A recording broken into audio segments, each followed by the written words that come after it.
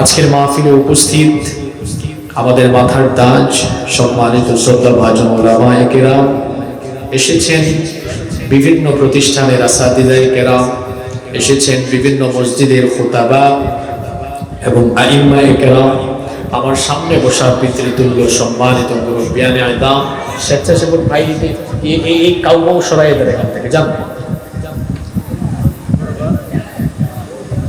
উপস্থিত আমার পিতৃতুল্য সম্মানিত মুরব্বিয়ানে আযম, যুগে যুগে আল্লাহর জমিনে আল্লাহর দ্বীন প্রতিষ্ঠায় যারা অগ্রসেনানীর ভূমিকা পালন করেছেন, আমার কলিজার টুকরা প্রিয় যুবক, তরুণ এবং ছাত্র ভাইয়েরা, পর্দার আড়াল থেকে শ্রবণরতা সম্মানিতা মা এবং বোনেরা, উপস্থিত মিডিয়ার প্রিয় কর্মী এবং সাংবাদিক ভাইয়েরা, প্রশাসন এবং গোয়েন্দা সংস্থার সম্মানিত ভাইয়েরা, প্রিয় দারিয়াপুর, মান্দা তথা আমার প্রিয় নওগাঁবাসী, আপনারা সবাই কেমন আছেন? পিছনে যারা আছে তারা সবাই কি বুবা হয়ে গেল নাকি? আপনারা সবাই কেমন আছেন? আমাকে আপনারা জিজ্ঞেস করেছেন, আপনাদের প্রতি শুকরিয়া জানাচ্ছি, কৃতজ্ঞতা জানাচ্ছি। আলহামদুলিল্লাহ আলা কুল্লি হাল ওয়া ফি কুল্লি মাকান।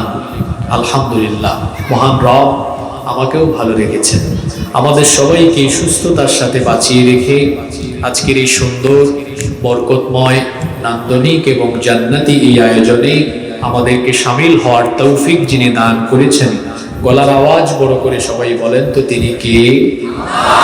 সেই মহান রবের জন্য হৃদয়ের সবটুকু ভালোবাসা, আবেগ, অনুভূতিকে উজাড় করে দিয়ে খুশি মনে প্রাণবন্ত আওয়াজে উচ্চ কণ্ঠে কালিমাতুশ শুকর আদায় করে আমরা সকলেই পড়ছি আলহামদুলিল্লাহ। নতুন বাংলাদেশে নতুন পরিবেশ আমরা পেয়েছি, আল্লাহর শুকরিয়া আদায় করছি আলহামদুলিল্লাহ। কারণ আমরা বিগত বেশ কয়েক বছর দেখেছি কোরআনের মাহফিল করতে গেলে নানা ধরনের বাধা বিপত্তি বিঘ্নতা ছিল কি ছিল না, অথচ বিভিন্ন অন্যায় অপকর্ম সেগুলোতে বাধা না দিয়ে কোরআনের মাহফিলে বাধা বিঘ্নতা সৃষ্টি করা, এটা যেন তাদের নিয়মিত রুটিন হয়ে দাঁড়িয়েছিল। কোরআনের বিরুদ্ধে যারাই অবস্থান করবে, আল্লাহর দ্বীনের বিরুদ্ধে যারাই অবস্থান নেবে, তাদের পরিণতি অত্যন্ত ভয়াবহ হবে। আর সেটাই হয়েছে। যারা আলেম ওলামাদের সাথে, আল্লাহর দ্বীনের দায়ীদের সাথে বছরের পর বছর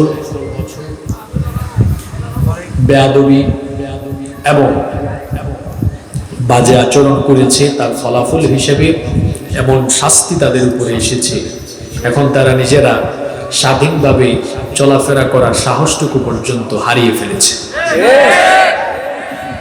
এখান থেকে শিক্ষা আছে। শিক্ষা হলো, কেউ কখনো ক্ষমতা পেয়ে ক্ষমতার অপব্যবহার যেন না করে।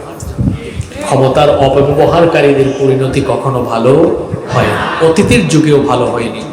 যারা এই ক্ষমতার অপব্যবহার করেছে, যেমন আমরা এরকম ইতিহাসের কুখ্যাত কয়েকজন ব্যক্তির নাম জানি, ফেরাউন, নমরুদ, উতবা, শাইবা, আবু জাহাল, আবু লাহাব, যাদের নাম বললাম, এদের কারো পরিণতি কি ভালো হয়েছে? কারো পরিণতি ভালো হয় নাই। আপনি যদি ক্ষমতার অপব্যবহার করেন, এর পরিণতি অত্যন্ত ভয়াবহ হবে। আল্লাহ ধরছেন না বলে আপনি মনে করবেন না যে আল্লাহ ধরবেন না, কারণ আল্লাহ কোরআনে কারিমে বলেছেন, ইয়াউমা নাবতিশুল বাতশাতাল কুবরা, যেদিন তিনি ধরবেন খুব পাকড়াও করবেন, মারাত্মকভাবে ধরবেন। সূরা বুরুজে আল্লাহ বলেছেন, ইন্না বাতশা রাব্বিকা লাশাদীদ, নিশ্চয়ই তোমার রবের ধরা, তোমার রবের পাকড়াও বড় কঠিন। তিনি যখন ধরেন খুব ভালো করে ধরেন, আর যখন তিনি ধরেন তখন আর ছাড় দেন না। আল্লাহ তাআলা যেন এখান থেকে আমাদেরকে শিক্ষা নেওয়ার তৌফিক দান করেন। আরো আসতে বলে না, জার্নি করে আসলাম আমি, ক্লান্ত হয়ে গেলেন আপনারা, ব্যাপারটা উল্টো হয়ে গেল না? আমার ভয়েস তো ঠিক আছে, এখন আপনারা কি কথা বলবেন? শেষ পর্যন্ত কথা বলবেন? নওগাঁর মানুষ তেমন না, আমি তো নওগাঁয় নতুন না। তো আমরা এখানে বসেছি, কোরআন শোনার আদব আছে, এই আদব আমরা মেনটেন করব ইনশাআল্লাহ। এখানে কিসের আলোচনা চলছে? কোরআনের কথা। কার কথা? আল্লাহর কথা। আল্লাহর কথা। দেখেন না, আলেমরা 2 ঘন্টা 3 ঘন্টা বক্তৃতা দিয়েও বক্তৃতা শেষ হয় না। অন্য কাউকে দেন 5-6 মিনিট, 10 মিনিট, 15 মিনিট পরে গলা শুকাই যাবে। আলেমরা দেখা যায় ঘন্টার পর ঘন্টা কথা বলেন। কেন বলতে পারেন? কারণ কথাগুলো তো উনাদের না, কথাগুলো উনাদের না, কথাগুলো কার? আর এই কোরআনে কারিমের জ্ঞান, ওহির এই জ্ঞান, এটা অসীম, এর কোনো সীমানা নাই। আল্লাহর কোরআন শোনার আদব আছে। আদব হলো আমরা ডানে বামে আমাদের পাশে থাকা ব্যক্তির সাথে কথা বলবো না, অমনোযোগী হব না, পরিপূর্ণ মনোযোগের সাথে আমরা সবাই দিলের কান লাগিয়ে নীরব থেকে, চুপচাপ থেকে হেদায়েতের নিয়তে প্রতিটি কথা শুনবো। বলি ইনশাআল্লাহ। আল্লাহ তাআলা আমাদেরকে মুনাজাতের আগ পর্যন্ত ধৈর্য ধারণ করে প্রতিটি কথা আমলের নিয়তে শোনার তৌফিক দান করেন। আমরা সবাই বলি আমিন। প্রিয় নওগাঁবাসী, আমি আজ আপনাদের সামনে এমন একটি সূরা তেলাওয়াত করলাম যে সূরাটি আপনাদের প্রায় সকলেরই ঠোঁটের আগায় মুখস্থ আছে। এই সূরাটি আপনাদের অনেকেরই জানা, এমনকি ছোট্ট বাচ্চারাও এটা মুখস্থ করে ফেলেছে। যে সূরাটি আমি তেলাওয়াত করেছি, এই সূরাটির নাম হলো সূরাতুল মাউন। কথা বুঝে থাকলে সবাই বলেন, সূরাটার নাম হলো সূরাতুল মাউন। হোয়াটস দ্য মিনিং অফ মাউন? মা মা'নাল মাউন? মাউন শব্দের অর্থ কি? মাউন শব্দের অর্থ হলো গৃহস্থালীর প্রয়োজনীয় ব্যবহৃত দ্রব্যাদি। আমরা আমাদের বাসা বাড়িতে প্রতিদিন নিত্য প্রয়োজনীয় বেশ কিছু জিনিস ব্যবহার করি না? করি। যেমন দা। আপনারা দা বলেন না বটি বলেন? দা। খন্তি, কুড়াল, বালতি, গামলা, দেশলাই, লবণ ইত্যাদি ইত্যাদি, যেগুলো আমরা ঘরের মধ্যে প্রতিদিন ব্যবহার করি। সুবহানাল্লাহ। আল্লাহ তাআলা গৃহস্থালীর প্রয়োজনীয় ব্যবহৃত জিনিসপত্রের নামেও কোরআনুল কারীমে সূরা দিয়েছেন। সুবহানাল্লাহ। বিভিন্ন তাফসীরের গ্রন্থে এই সূরার 6টি নাম পাওয়া যায়। জোরে বলেন তো কয়টা? 6টি নাম পাওয়া যায়। আমি একটা একটা করে বলি। নাম্বার 1 বলে ফেলেছি, সূরা আল মাউন। 2 নাম্বার, কোন মুফাসসির বলেছেন এই সূরার আরেকটি নাম হলো সূরাতুদ্দীন। সূরাতুদ্দীন। দ্বীন শব্দটি ব্যাপক অর্থবোধক, এর অনেকগুলো অর্থ আছে, তবে এই সূরায় 2টি অর্থে ব্যবহার হয়েছে, দ্বীন ইসলাম, অথবা মুফাসসিরগণ বলেছেন বিচার দিবস বা কর্মফল দিবস। এই সূরায় বিচার বা কর্মফল দিবসের কথা বলা হয়েছে, এজন্য কোন মুফাসসিরগণ বলেছেন এই সূরার নাম হলো সূরাতুদ্দীন। 2টা গেল। 3 নাম্বার, কেউ বলেছেন এই সূরার নাম হলো সূরাতু আরাআইতা, কারণ সূরা শুরু হয়েছে আরাআইতা শব্দ দিয়ে। কেউ বলেছেন এই সূরার আরেকটা নাম হলো সূরাতু আরাআইতাল্লাযী। কয়টা হইল? 4টা। নাম্বার 5, কেউ বলেছেন এই সূরার নাম হলো সূরাতুত তাকযীব। যেহেতু কাফেররা পরকালকে মিথ্যা প্রতিপন্ন করেছে, এজন্য এই সূরার একটা নাম দেওয়া হয়েছে সূরাতুত তাকযীব। 5টা বললাম। 6 এবং সর্বশেষ হলো এই সূরার আরেকটা নাম হলো সূরাতুল ইয়াতীম। সূরাতুল ইয়াতীম, কারণ এই সূরায় ইয়াতীমদের কথা বলেছেন কে? আমরা এতদিন জানতাম এই সূরার নাম কয়টা? একটা, কিন্তু আমরা এই একের সাথে আরো 5টা জানলাম। 5 আর 1 কত হইল? 6। তাহলে এই সূরার কয়টা নাম?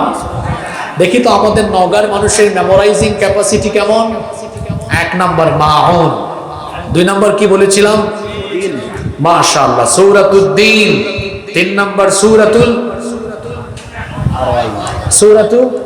আরাআইতা। মাশাআল্লাহ। 4 নাম্বার সূরাতু আরাআইতাল্লাযী। 5 নাম্বার সূরাতুত তাকযীব। সূরাতুত তাকযীব। 6 নাম্বার সূরাতু আল ইয়াতীম। আলহামদুলিল্লাহ। আজকে আওয়াজ হবে, জমবে এখানে, শ্রোতা খুব অ্যাক্টিভ আছে। আলহামদুলিল্লাহ পড়ো। আমি মোনাজাতের আগ পর্যন্ত আমি এই সূরার বাহিরে যাব না। এই সূরার ভিতরেই আলোচনা করব। আপনারা এই সূরার ভিতরে থাকবেন তো ইনশাআল্লাহ? আপনারা ভাবতে পারেন হুজুর কোরআনে 114টা সূরা রেখে আজকে আপনি এই সূরা ধরলেন কেন? কারণ আছে না? আছে। কি কারণ আছে এটা একটু করে আপনারা টের পাবেন। এই সূরা নিয়ে আমরা কথা বলার আগে সূরার সংক্ষিপ্ত কিছু তথ্য, প্রাইমারি ইনফরমেশন, বেসিক ইনফরমেশন আপনাদের সাথে শেয়ার করি। সূরার নাম তো জানলাম, যেটা আমাদের সবার কাছে প্রচলিত নাম সূরাতুল আল মাউন। এই সূরাটি কোরআনুল কারীমের লাস্ট পারা, সর্বশেষ পারায় অবস্থিত। সর্বশেষ পারা কত নম্বর পারা? 30 নম্বর পারা। সূরার সিরিয়াল নাম্বার 107। সিরিয়াল নাম্বার কত? 107। এবং এই সূরার আয়াত সংখ্যা হলো, এই সূরার আয়াত সংখ্যা হলো 7। আর এই সূরাটি কেউ কেউ বলেছেন নাজিল হয়েছে মক্কায়, কেউ কেউ বলেছেন মদিনায়। ইখতিলাফ আছে, যেহেতু এই সূরার মধ্যে কাফির এবং মুনাফিক উভয় পক্ষের আলোচনা আছে। এই সূরার আয়াত সংখ্যা মোট 7টা। পিছন পর্যন্ত সবার জবাব শুনতে চাই, এই সূরার আয়াত মোট কয়টা? আলোচনাটি বুঝার সুবিধার্থে আমরা সংক্ষেপে বলে নিই। এই সূরার আলোচনা 2 ভাগে বিভক্ত। কয় ভাগে বিভক্ত? 2 ভাগে। প্রথম 3 আয়াত কাফিরদের স্বভাব, কাফিরদের খাসলতের ব্যাপারে, আর পরবর্তী 4 আয়াত মুনাফিকদের ব্যাপারে। তাহলে এই সূরার আলোচনা কয় ভাগে বিভক্ত? 2 ভাগে। প্রথম 3 আয়াত কাদের ব্যাপারে? কাদের ব্যাপারে? কাফিরদের ব্যাপারে। আর পরবর্তী 4 আয়াত মুনাফিকদের ব্যাপারে। মনে থাকবে? চলেন আমরা প্রথম পর্বের আলোচনা শুরু করি। প্রথম 3 আয়াত কাদের ব্যাপারে জানি? এই 3টে আয়াত জবানটা খুলে দিয়ে দিল থেকে আপনারা কি তেলাওয়াত করতে পারবেন না? পারবেন? পরের আমার সাথে আউযু বিল্লাহি মিনাশ শাইতানির রাজীম। বিসমিল্লাহির রাহমানির রাহিম। আরাআইতাল্লাযী ইউকাযযিবু বিদ্দীন ফাযালিকাল্লাযী ইয়াদউল ইয়াতীম ওয়া লা ইয়াহুদ্দু আলা তাআমিল মিসকিন। কয়টা আয়াত? কাদের ব্যাপারে? চলেন এবার আগে আমরা ট্রান্সলেট করি। আল্লাহ তাআলা বলছেন, আরাআইতাল্লাযী ইউকাযযিবু বিদ্দীন। আরাআইতা, আপনি কি দেখেননি? আবার আরেকটা অর্থ হলো আরাআইতা ইয়ানি আলাম তাআলাম, আপনি কি তাকে জানেন না, তার ব্যাপারে জানেন না। 2 রকমের অর্থ করা যায়। আপনি কি তাকে দেখেননি, অথবা আপনি কি তার ব্যাপারে জানেন না। কার ব্যাপারে? আল্লাযী ইউকাযযিবু বিদ্দীন, যে দ্বীনকে মিথ্যা বলে প্রতিপন্ন করেছে, দ্বীনকে অস্বীকার করেছে, দ্বীনের ব্যাপারে সন্দেহ পোষণ করেছে, দ্বীন মানে না। এখন এই দ্বীন শব্দ দ্বারা কে বোঝানো হয়েছে? যদিও দ্বীন শব্দটি ব্যাপক অর্থবোধক, কিন্তু এই সূরায় দ্বীন দ্বারা সাধারণত 2টি অর্থ করা হয়েছে। মুফাসসিরগণ বলেছেন, একটা অর্থ হলো দ্বীন ইসলাম। আমাদের দ্বীনের নাম কি? আস্তে বলবেন না, জোরে বলেন, আমাদের দ্বীনের নাম কি? আল্লাহর কাছে ইসলাম ছাড়া অন্য কোন দ্বীন আর নাই। এজন্য আল্লাহ তাআলা কোরআনে কারীমে বলেছেন, ইন্নাদ-দীনা ইনদাল্লাহিল ইসলাম। নিশ্চয়ই আল্লাহর কাছে একমাত্র মনোনীত জীবন বিধান হলো ইসলাম। পৃথিবীতে যত নবী এবং রাসূল এসেছেন, সকল নবী রাসূল পৃথিবীতে ইসলামের দাওয়াত দিয়েছেন, এবং সকল নবী আর রাসূল ছিলেন মুসলমান। সকল নবী রাসূল দাওয়াত দিয়েছেন যে দ্বীনের, সেই দ্বীনের নাম হলো, আর আস্তে বলেন, আপনারা যখন কবরে যাবেন, কবরে যাওয়ার পরে প্রশ্ন আছে কয়টা? তিনটা, এর মধ্যে একটা প্রশ্ন দ্বীনের ব্যাপারে আছে না নাই? প্রথম প্রশ্ন করা হবে মান রব্বুকা, তোমার রব কে? দ্বিতীয় প্রশ্ন করা হবে মা দীনুকা, তোমার দ্বীন কি? উত্তরে আমরা বলবো দ্বীনি আল ইসলাম। কোন মুফাসসির বলেছেন এই সূরার প্রথম আয়াতে আরাআইতাল্লাযী ইউকাযযিবু বিদ্দীন বলে দ্বীন ইসলামকে বোঝানো হয়েছে। যে যুগে কোরআন নাজিল হয়েছে সেই যুগের মক্কার কাফিররা মুশরিকরা দ্বীন ইসলামকে মিথ্যা বলে প্রতিপন্ন করেছে। দ্বীন ইসলাম তারা স্বীকার করে নাই, মানে নাই। কোন মুফাসসির বলেছেন এখানে দ্বীন দ্বারা ইসলাম বোঝানো হয়েছে, তবে বিপুল সংখ্যক মুফাসসিরিনে কেরাম বলছেন না। এই সূরার বিষয়বস্তুর দিকে লক্ষ্য করলে দেখা যায় এই সূরায় দ্বীন দ্বারা ইয়াউমুদ্দিন অর্থাৎ বিচারের দিবস, কর্মফল দিবসকে উদ্দেশ্য করা হয়েছে। ইয়াউমুদ্দিন মানে হলো বিচার দিবস। আমরা প্রত্যেকটি নামাজ শুরু করি একটা সূরা দিয়ে, সেই সূরার নাম হলো সূরাতুল, আরো জোরে বলেন সূরাতুল। সেই সূরার ভেতরে ইয়াউমুদ্দিনের কথা আছে না নাই? কোথায় আছে আসেন তেলাওয়াত করে খুঁজে বের করি, পড়েন আমার সাথে। আলহামদুলিল্লাহি রাব্বিল আলামিন আর-রাহমানির রাহিম মালিকি ইয়াউমিদ্দিন। আমরা বলি আলহামদুলিল্লাহ রাব্বিল আলামিন, সকল প্রশংসা আল্লাহর। কোন আল্লাহ? যিনি রব্বিল আলামিন, যিনি জগৎ সমূহের প্রতিপালক, সে আল্লাহর পরিচয় আছে। আর রহমানির রহিম, তিনি হলেন দয়াবান, দয়ার সাগর। আবার তিনি হলেন মেহেরবান, সে আল্লাহর পরিচয় হলো মালিক ইয়াউমিদ্দিন, বিচার দিবসের মালিক। বিচার দিবসের মালিক যিনি, জোরে বলেন তিনি কে? সেই বিচারের দিবসে কর্তৃত্ব, আধিপত্য, পাওয়ার, সভরেন্টি, অথরিটি কেবলমাত্র একজনের থাকবে, তিনি হলেন আমার রব। সেই দিন হলো বিচারের দিন, সেই দিন হলো হিসাবের দিন।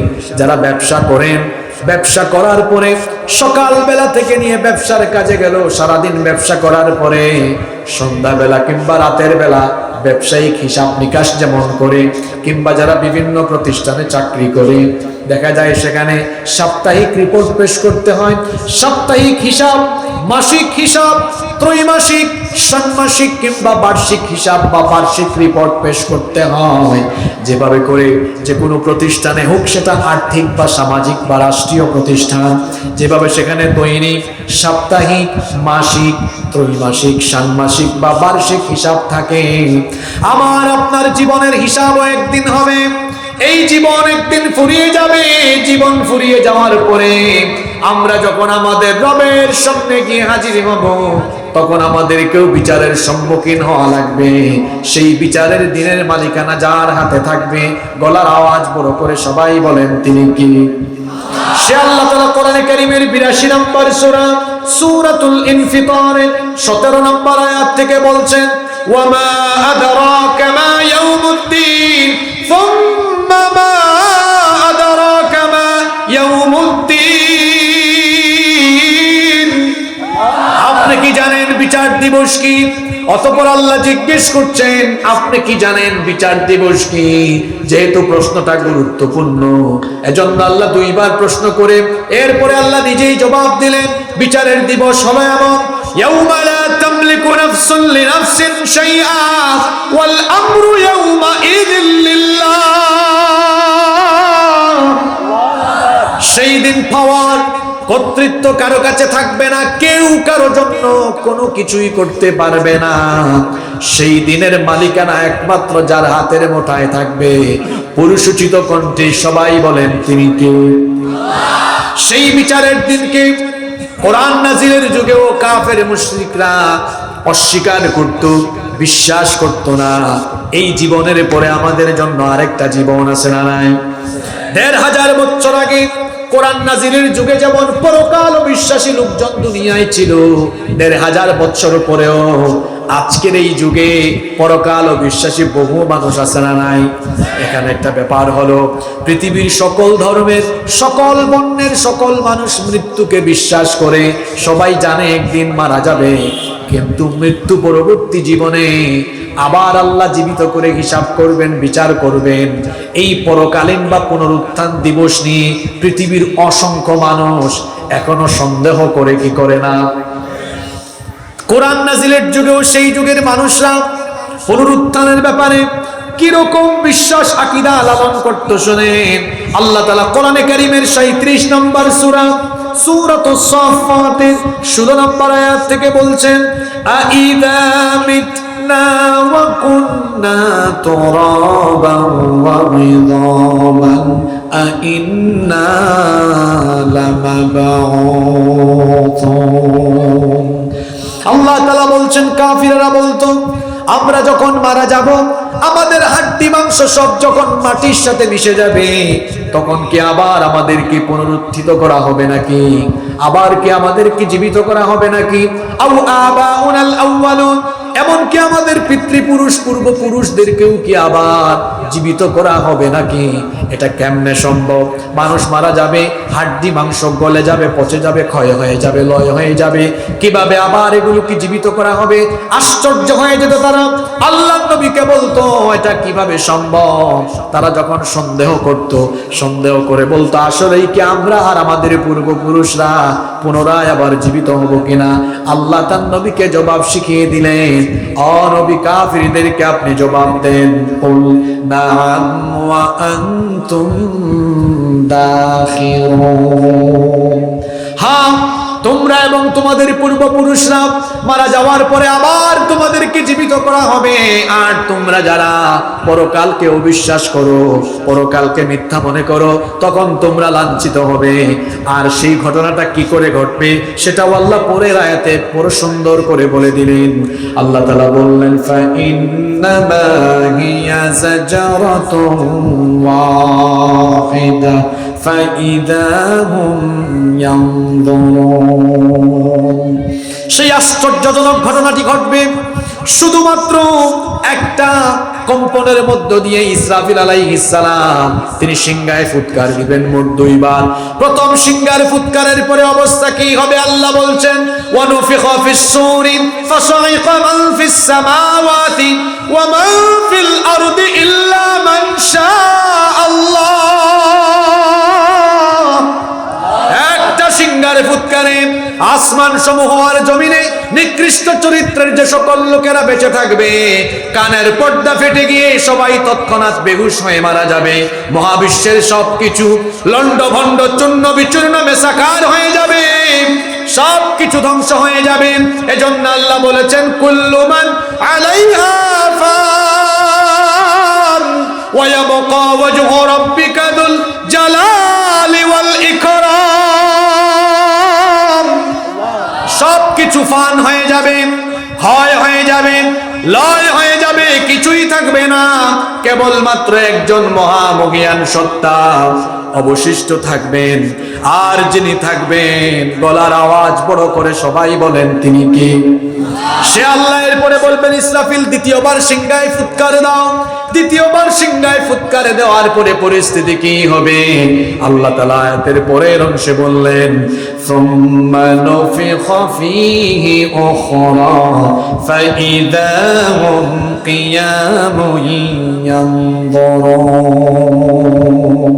দ্বিতীয়বার সিংহায় ফুৎকারের পরে কবরগুলো ঠাস ঠাস করে খুলবে, সব মানুষ কবর থেকে উঠবে, আবার উঠা লাগবে, জীবিত হওয়া লাগবে। মরার পরে সকলকে আবার জীবিত করা হবে। আপনাদের কি বিশ্বাস হয়? যারা বললো না এরা ভাবছে আশ্চর্য কথা, কিভাবে সম্ভব? আমাদের গুরুস্থানে 200 বছর আগের মরা মানুষ আছে, এর লাশ তো পচে গেছে, গলে গিয়েছে, এর শরীরকে আবার কিভাবে জোড়া দেওয়া হবে? এটা কি আল্লাহর জন্য অসম্ভব? জোরে বলেন অসম্ভব।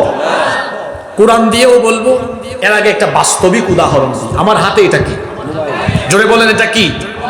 মোবাইল নষ্ট হলে কার কাছে নিয়ে যান? মিকারের কাছে নিয়ে যান। মিকার কি করে? এই মোবাইল সব খুলে, পার্টস গুলো খুলে খুলে আলাদা রাখে তার টেবিলে। আপনার আমার মতো সাধারণ মানুষ এটা দেখলে অবাক হয়, কিভাবে এটাকে আবার জোড়া লাগাবে। দেখা যায় সে তার কাজ সম্পন্ন করার পরে সবগুলো পার্টস আবার ফিটিং দিয়ে জোড়া লাগিয়ে আপনার হাতে দিতে পারে কি পারে না? তাহলে এই মিকারের মাথার ভেতরে আরো বহু প্রকৌশলী আছেন, বহু ব্যক্তি আছেন, বহু জায়গায় কাজ করেন। এই যে গ্যারেজে মিস্ত্রিরা ডেন্টিং পেইন্টিং এর কাজ যখন করে গাড়ির সব পার্টস খুলে ফেলে, কিংবা বিমানের মতো বিশাল এই বাহন উড়োজাহাজ, এটার পার্টস গুলো তারা খুলে আলাদা করে এই মানুষের মাথার মধ্যে পার্টস খোলা ফিটিংস এর জ্ঞান দিয়েছেন কি? আল্লাহর কাছ থেকে বান্দা জ্ঞান পেয়ে তারা যদি ফিটিংস আর খোলা দিতে যান, মানে খোলা ফিটিংস এর কাজ করতে জানে, তো সেই জ্ঞানদাতা মহান আল্লাহ তিনি বুঝে আমার আপনার মতো 3.5 হাত দুর্বল মানুষের হাত পা শরীরের হাড্ডি গুড্ডি মাটির সাথে মিশে গেলে, পচে গেলে, ক্ষয় হয়ে গেলে এই সব কিছুকে আবার জোড়া তালি দিয়া আবার আমাদেরকে জীবিত করতে পারবেন না? জোরে বলেন। আল্লাহ প্রশ্ন করছেন, আলাম ইয়াকুন উতফাতাম মিন মানিয়্যিন ইউমনা, তুমি কি স্থলিত এক ফোঁটা স্পাম ছিলে না, শুক্রাণু ছিলে না? আমি আল্লাহ তো তোমাকে এক ফোঁটা শুক্রাণু থেকে, নাপাক পানি থেকে, এখন তোমার ওজন কত? 60 কেজি 70 কেজি। অথচ আল্লাহ বলতেন তুমি তো একটা সময় কিছুই ছিলে না। হাল আতা আলাল ইনসানি হিনুম মিনাদ দাহরি লাম ইয়াকুন শাইআম মাযকুরা,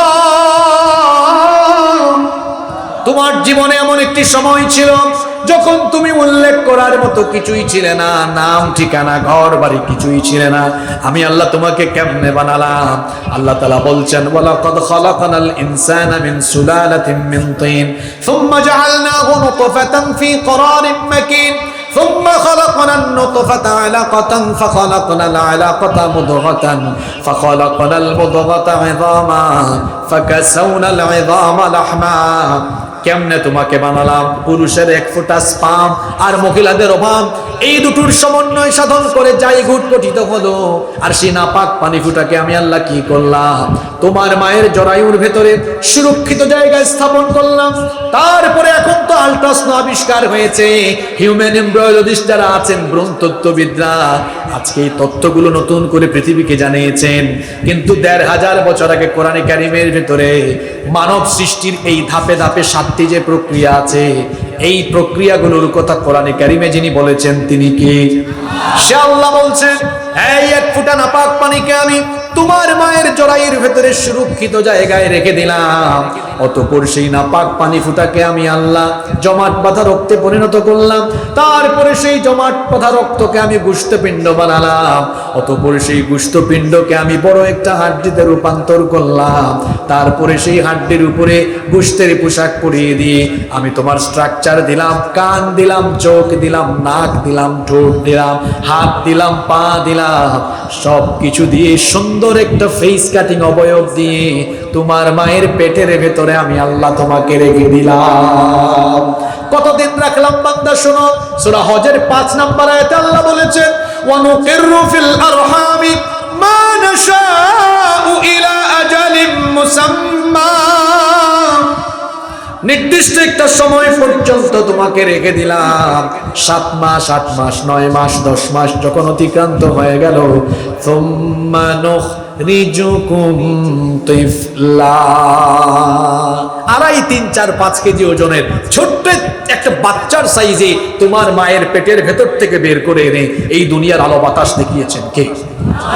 সে আল্লাহ আপনাকে প্রশ্ন করছেন, তুমি তো কিছুই ছিলে না, যেখানে অস্তিত্বহীন ছিলে, প্রাণহীন ছিলে, অস্তিত্বহীনতা থেকে, প্রাণহীনতা থেকে তিনি যদি তোমাকে অস্তিত্ব আর তোমার মধ্যে জীবনের সঞ্চার করতে পারেন, সে আল্লাহ বুঝে তোমার মতো দুর্বল মানুষ মরে গেলে আলাইসা যালিকা বিকাদিরিন আলা আইয়ুহইয়াল মাউতা, সে আল্লাহ বুঝি আমি আপনি মারা গেলে, পচে গেলে, গলে গেলে আবার আমাদেরকে জীবিত করতে পারবেন না? জোরে বলেন, পারবেন কিনা?